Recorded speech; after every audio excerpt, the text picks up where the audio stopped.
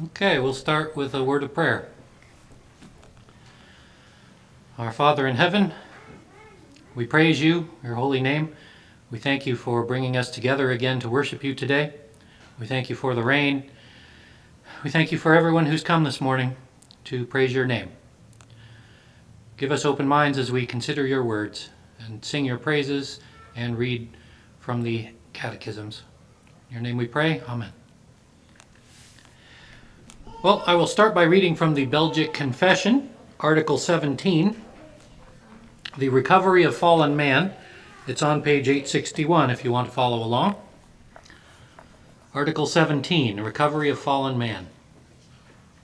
We believe that our good God, by his marvelous wisdom and goodness, seeing that man has plunged himself in this manner into both physical and spiritual death, and made himself completely miserable, set out to find him, though man, trembling all over, was fleeing from him. And he comforted him, promising to give him his son, born of a woman, to crush the head of the serpent and to make him blessed. That's the Belgic Confession. Next we will sing Psalm 53. It is about fools. And we'll be talking about some foolishness this morning in our teaching service. Psalm 53, I don't know if you know the tune, but it's pretty simple and short.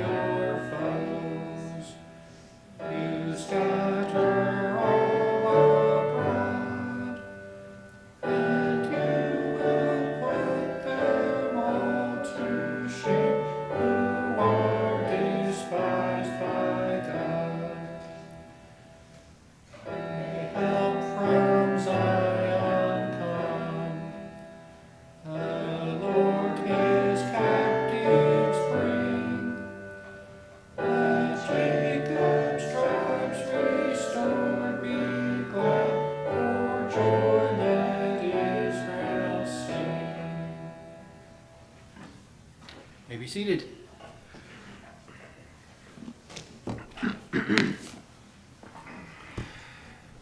Last week we studied Genesis 19 verses 12 through 29. And this week I did remember to bring a book if anyone's interested in reading it. It was pretty interesting, discovering the city of Sodom. I think the author's a Christian. If not, he's at least a Jew. He believes the Bible and gives some good explanations about where Sodom might be, what the archaeological dig is like, and about the explosion, and all sorts of interesting things from this book. But in the chapter we studied last week, the section we studied, the wicked sodomite rapists had tried to break down the door to reach the visiting men, but the angel struck those men with blindness. That was verses 12 through 14. Then the men said to Lot, "Have you anyone else here? Sons-in-law, sons, daughters, or anyone you have in the city, bring them out of the place, for we are about to destroy this place, because the outcry against his people has become great before the Lord, and the Lord has sent us to destroy it." So Lot went out and said to his sons-in-law, who were to marry his daughters, "Up, get out of this place, for the Lord is about to destroy the city." But he seemed to his sons-in-law to be jesting. What this seems to indicate is that Lot's daughters were not at dinner with the family, whether they were out working or maybe they were visiting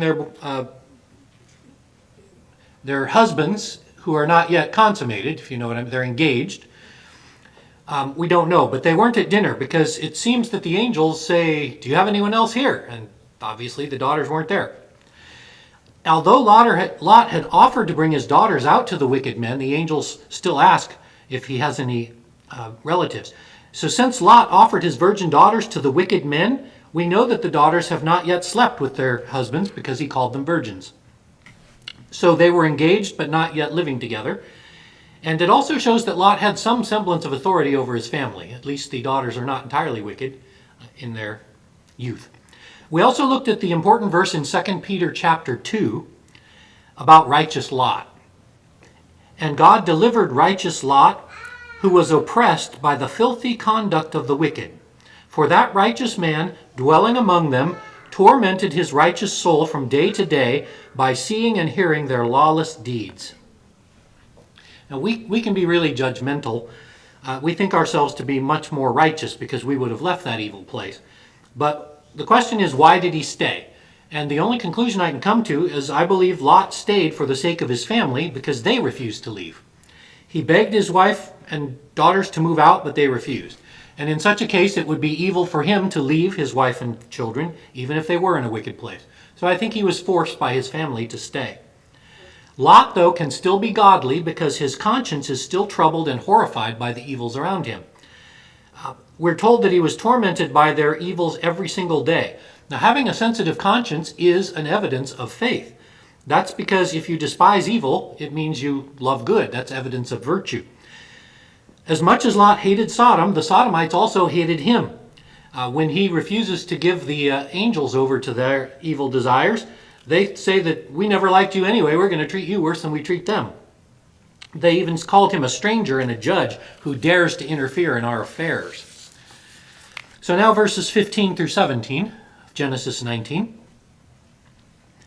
When the morning dawned, the angels urged Lot to hurry, saying, "Arise, take your wife and your 2 daughters who are here, lest you be consumed in the punishment of the city." And while he lingered, the men took hold of his hand, his wife's hand, and the hands of his 2 daughters, the Lord being merciful to him. And they brought him outside and set him outside the city. So it came to pass when they brought them outside that he said, "Escape for your life. Do not look behind you, nor stay anywhere in the plain. Escape to the mountains, lest you be destroyed." So it seems that all night long, Lot was trying to convince his sons-in-law to flee, and maybe his wife and daughters also. They still may not have wanted to go. But I'm also believing that they did pack up some supplies, so they were preparing to go, and you'll see why later today. When they go to the caves, they have supplies for a few weeks at least. So they were also gathering up supplies, but they were taking too long. But it does sound like the family of Lot was in shock or in a trance of indecision. It's not until the angels dragged them out of the city that the trance was seen to be broken. But when they tell him, "Flee to the mountains," Lot starts making excuses as to why he doesn't want to go to the mountains. He wants instead to go to a small town. So look at verses 18 through 22. Then Lot said to them, "Please, no, my lords. Indeed now, your servant has found favor in your sight, and you've increased your mercy, which you've shown me by saving my life. But I cannot escape to the mountains, lest some evil overtake me and I die. See now, this city is near enough to flee to, and it's just a little one. Please let me escape there. Is it not a little one? And my soul shall live." And he said to him, See, I have favored you in this thing also. I will not overthrow this city for which you have spoken. Hurry, escape there, for I cannot do anything until you arrive there. Therefore the name of the city was called Zor. Now Lot's making excuses about why he can't go to the nearby hills. Instead, he proposes to go to this town called Zor, which is probably farther away than the mountains. So I suspect there's a couple possibilities. Either Lot has grown fat or he's not in good health. He doesn't think he can climb mountains. He instead wants to go on the roads to a farther place, but a level place. But the angels agree and say, hurry up and escape there. We can't do anything till you arrive there. The implication may be that the fire will come from God, but the angels will direct it to the targets. Or another possibility is that one of the angels has become Jesus and that he's speaking for himself. I will destroy this place. But anyway, they say we'll not destroy Zor, but you better be inside the town when the fire arrives and not look back. And last is the event itself, which is verses 23 to 29. The sun had arisen upon the earth when Lot entered Zor. Then the Lord rained brimstone and fire on Sodom and Gomorrah from the Lord out of the heavens. So he overthrew those cities, all of the plain, all the inhabitants of those cities, and what grew on the ground. But his wife looked back behind him, and she became a pillar of salt. And Abraham went early in the morning to the place where he had stood before the Lord. Then he looked toward Sodom and Gomorrah, and toward all the land of the plain. And he saw, behold, the smoke of the land went up like the smoke of a furnace. And it came to pass, when God destroyed the cities of the plain, that God remembered Abraham, and sent Lot out of the midst of the overthrow, when he overthrew the cities in which Lot had dwelt. Now this book by Dr. Stephen Collins was very helpful. He's an archaeologist. He believes that he found Sodom's ruins north of the Dead Sea, and he does show evidence of a nuclear kind of explosion. Not necessarily an atom bomb, but that kind of heat. So he found shards of pottery that are normal underneath, but they've been glazed to glass on top with a mineral called trinitite, which is what we found in New Mexico after the atom bombs were tested there. So that can only happen with a huge hot blast of intense heat, not a long fire, a quick flash of fire. And his theory is that most of the people were instantly vaporized or crushed when the superheated wind blew down all the walls in the cities. And the phrase used in Genesis 19, the words swept away, implies that the cities just became rubble. They vanished. Now, we looked at what Jesus said about Sodom and Lot's wife back in Luke 17, 28 to 33. He said, remember Lot's wife. She refused to give up her own life to gain a new one. She looked back, meaning that she wanted to go back. My guess is that what happened is they arrived at the city of Zor in the city gate. Lot and his daughters went around the side, but she did not. She stayed in the gate and looked back, and that she was killed when the comet, or whatever it was that God used, exploded. And so I don't believe she actually turned into salt. It looked like salt. She basically got microwaved. All the water came out of her body. And then I suspect that the shock wave arrived a few seconds later, blowing her away. So there was nothing left of Lot's wife, I think. The last point I made about, though, was about Abraham and Jesus. This is probably another big test of Abram's faith. As far as we know, God never told Abraham that he saved Lot and his daughters. He did, but he never told Abraham that, as far as we know. And we never hear from Lot again after today's message. It never says that Lot went back to Abraham or any of that stuff. It's possible that Abraham never knew what happened to his nephew. So now we begin with the last few paragraphs of Genesis 19 and the story of Lot. Now, I do want to warn you that this lesson has some adult themes, but I'm not going to use any bad or questionable language to explain it. It's just that the story is about incest, and there's no way around discussing it unless we skip the paragraph entirely. And obviously, God put this in the Bible for a purpose, which we will discover. So we begin with Genesis 19, verse 30. Then Lot went up out of Zor and dwelt in the mountains, and his 2 daughters were with him, for he was afraid to dwell in Zor. And he and his 2 daughters dwelt in a cave. So it sounds to me like Lot and his daughters immediately left the city when their when his wife died. There was no burial service for her. There was probably nothing left to bury. If she turned into salt or dust or ash in the fiery flash, then she probably blew away the next puff of wind.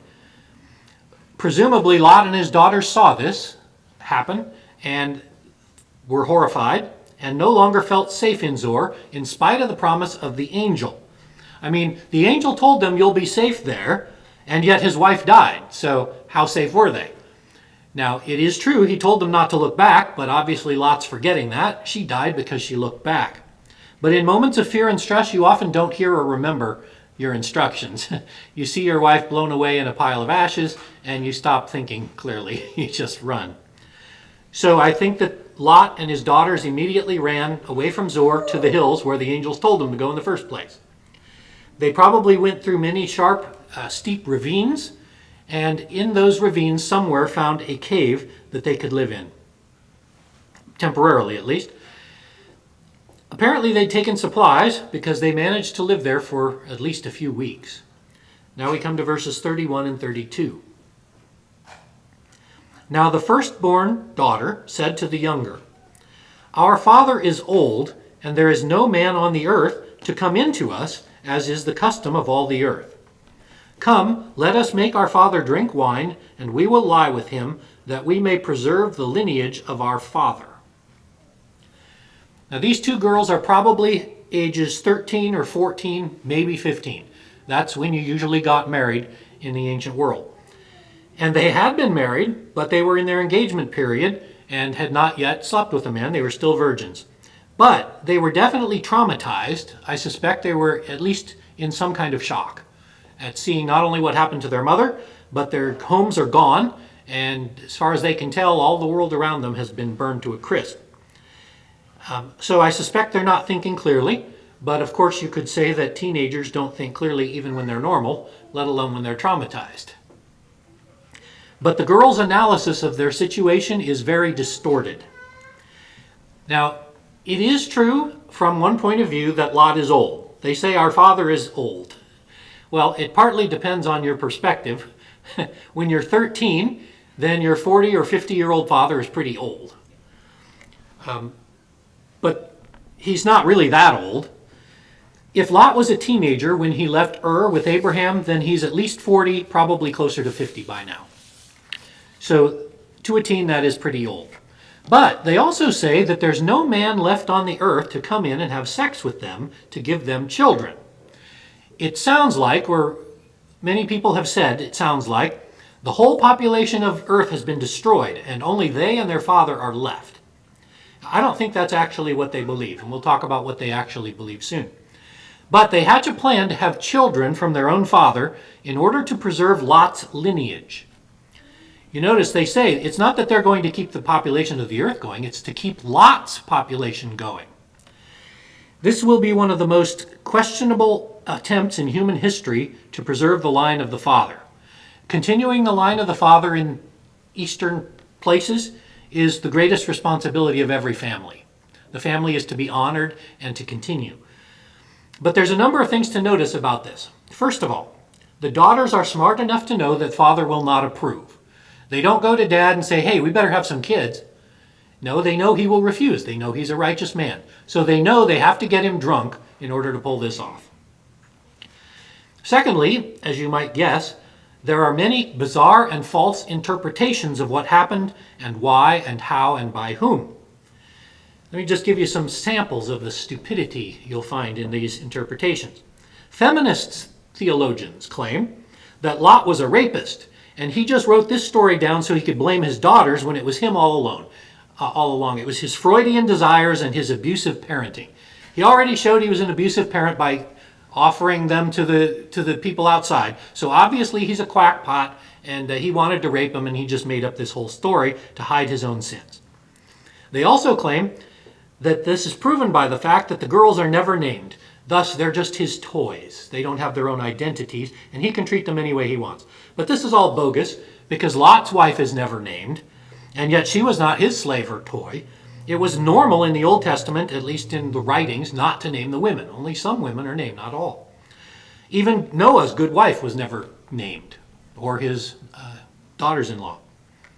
So other ridiculous claims. One claims that this is a really dark comedy, a very, very dark comedy. In other words, here's the story. Lot offers his daughters up for rape, but in an ironic turn of events, now his daughters will rape him.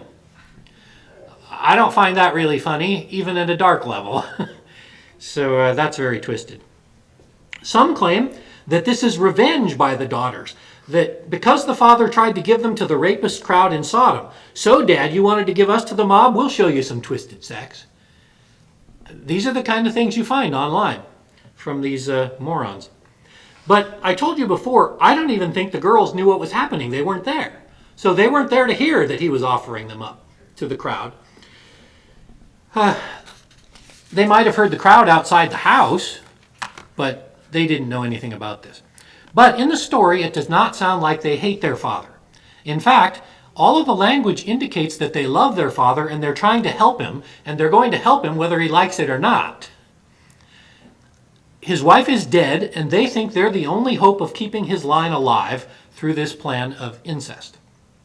Now, some people doubt the girl's sincerity, because obviously the town of Zor had been spared, and there must have been some men living there. But there's a couple problems with that. Is it true that Zor was still standing?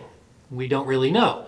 God said he would protect it because they were there. But when they left, did he protect it or did he destroy it too? It's possible he destroyed it.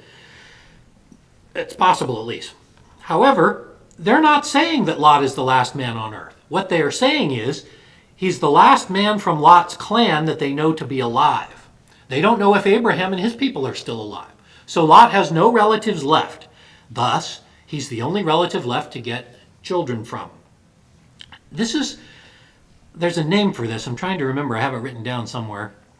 But this is a type of belief in many cultures on earth that you marry relatives. Now, I don't mean close relatives. Generally, you married nephews, nieces, cousins. But you wanted to keep your tribe alive, and that's why you did this. Just think about Abraham. Abraham, remember how much trouble he goes to find a wife for Isaac? He doesn't look in the neighboring places. He sends to his relatives way back up in Haran and gets some relative, Rebekah, from there. And then later, Jacob will go there and find wives. In other words, what was common in the Bible tribe of Abraham was that you married relatives. You did not want to marry out of your relations because you don't know what kind of wicked people they are. At least by marrying relatives, you know you have hopefully the same God or similar ideas. So I have a theory about the daughters' husbands who died in Sodom. I believe, speculatively, that they were related to Lot and Abraham in some way. Now, how can that be? Remember that Lot was a shepherd with them for decades, and he took shepherds with him to live with the wonderful land down in Sodom. Remember, he took all of his sheep down to Sodom, so he took shepherds with him, and those shepherds were probably related as cousins or whatever, and so his daughters, I believe, married people related to Lot. And thus, they were always planning to continue Lot's line. But now those guys are dead, and all of his shepherds are dead, and his wife is dead. So that's why I think they're using Lot. He's the only possibility to save his posterity. So now verses 33 to 35. So they made their father drink wine that night, and the firstborn went in and lay with her father. And he did not know when she lay down or when she arose. It happened on the next day that the firstborn said to the younger, "Indeed, I lay with my father last night. Let us make him drink wine tonight also, and you go in and lie with him, so we may preserve the lineage of our father." Then they made their father drink wine that night also, and the younger arose and lay with him, and he did not know when she lay down or when she arose. Now here you can see that obviously they took lots of supplies to the cave. If not food, they had plenty of wine available. For 2 consecutive nights, Lot got drunk while the girls acted out their plans. And you can imagine that he must have been very drunk not to realize what was going on or remember any of it for the next few days. Now, I don't suspect it was difficult to get Lot drunk. It's not because necessarily he was a drunkard by nature, but he was also traumatized by the death of his wife and the destruction of his city, and his whole region is gone. And so it was probably pretty easy to get him boozing it up. In fact, there are a number of parallels between Lot's activities here and Noah after he survived the flood. The very first thing Noah did when he survived the flood was plant vineyards and get filthy drunk. There's even a similar scene in which Noah's son Ham and grandson Canaan enjoy gaping at their naked father and teasing him and telling everyone about their father's state. Some even imply that the son and grandson of Noah tried to have homosexual sex with him, even though it's not implied. It's just a way to guess why Noah cursed them for what seems like such a trivial thing as seeing him naked. But it wasn't a trivial thing. They were mocking their father and went around spreading news about it. But Noah and Lot both did the same thing after a natural disaster. They both got drunk, and it was a bad thing. Now you might wonder, though, why does the story tell us in such great detail both encounters of both daughters separately? Why not just say the daughters did the same thing on consecutive nights? I read a very convincing article by a Hebrew scholar named Talia Sutskover, and she examines the language and the patterns of words here. And she points out that back in verse 32, the older girl's plan said, "Let us, and we will, and we may." And according to that in Hebrew, it intends that we together will do the deed. In other words, they were both supposed to have sex with their father on the same night. Her theory is, that makes sense, is that the younger daughter chickened out. And the older daughter did it. And so the next day, the older daughter says, "See, look, it worked fine. You can do it. You can do it tonight." And so they have to do it a second day. And that does make a lot of sense. But the same author also points out that the girls use an endearing term for their father. They're not angry with him, and they continually call themselves his daughters, and he's their father. So they're not doing this out of revenge or spite or anger, or without thought of the father. They think they're helping their father because they love him. And I mean love him really. I don't mean love him sexually. They want Lot's line to continue, and they think it's their job to do it. Well, the results of their plans are successful, at least in the way they wished, if not the right way. Verses 36 through 38. Thus, both the daughters of Lot were with child by their father. The firstborn bore a son and called his name Moab. He is the father of the Moabites to this day. And the younger, she also bore a son and named his name Ben-Ami, for he is the father of the people of Ammon to this day. So both girls became pregnant by their father, and they both successfully bore sons as they had hoped. But one important point to note here is that Lot is completely passive. And I don't mean that he's completely passive in getting drunk or unknowingly impregnating his daughters. His passivity continues now because the girls named their own children. That is unheard of in Jewish culture. The father always names the children, especially the boys. But if you think about it, would you want to name your own sons that had come to you by rape from your own daughters? Do you want to have anything to do with them anymore? Now, no, it was not rape in the sense of violence, but this would be considered rape in any court of law. He was drunk and unable to choose for himself. If a man did this to a woman, it would be called rape. Now, it happens much less often, but there is such a thing as female rape of a male, and it's rarely reported because of the stigma that would be associated with it. Most guys don't want to be seen in the newspapers or on TV saying a woman raped me, because it would be embarrassing. But then consider the next step of being raped by your own daughters and them having children through you. That's a whole nother level of shame there. I would guess that Lot is completely and utterly embarrassed and even broken over this, because although his daughters meant well, they did much wrong. So it appears that Lot has nothing to do with these boys. We don't know if he left his daughters or if the daughters left him or what even happened to Lot. We never hear about him again until the book of 2 Peter, when we're told that he was a righteous man. We don't know whether he ever saw Abraham again. It's possible that Lot even died in that cave. We really don't know what happened. But the bigger question that you may be asking is why God allowed this. I mean, one reason, though, is still centuries away. The Messiah will come from the line of Moab, in part. That is because Ruth the Moabitess will marry Boaz of Judea, and she will be the mother in the line of David and the future Son of God. So Moab was a part of redemptive history, as shameful a part as it might be. Now, if Lot was righteous, shouldn't God protect him? Well, he did protect him from Sodom, but Lot cannot escape the consequences of his actions or his inactions.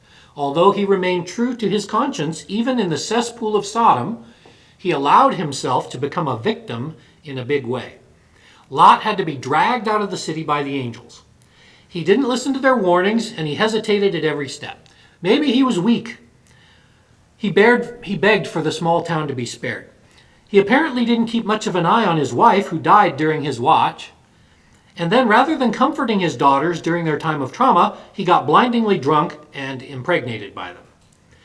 In a way, I hope that he died in that cave. Not because he deserves my hatred, but out of pity for him. If he helped to raise the children Moab and Ammon, he did a very poor job of it, because they become the enemies of the people of God, not allies. So in a way, it would be better if Lot's sins came to an end earlier rather than later. But what about the two daughters? Are they blameless in this? Of course not. But Moses does not condemn them explicitly in Genesis. This is perhaps the most extreme case of bad judgment ever shown in the Bible, at the same time combined with good intentions. Do you remember the classic line, "The road to hell is paved with good intentions"? This is that in spades. For one thing, it shows that teenagers are unfit to make good decisions almost all of the time. There are a few exceptions in the Bible, however.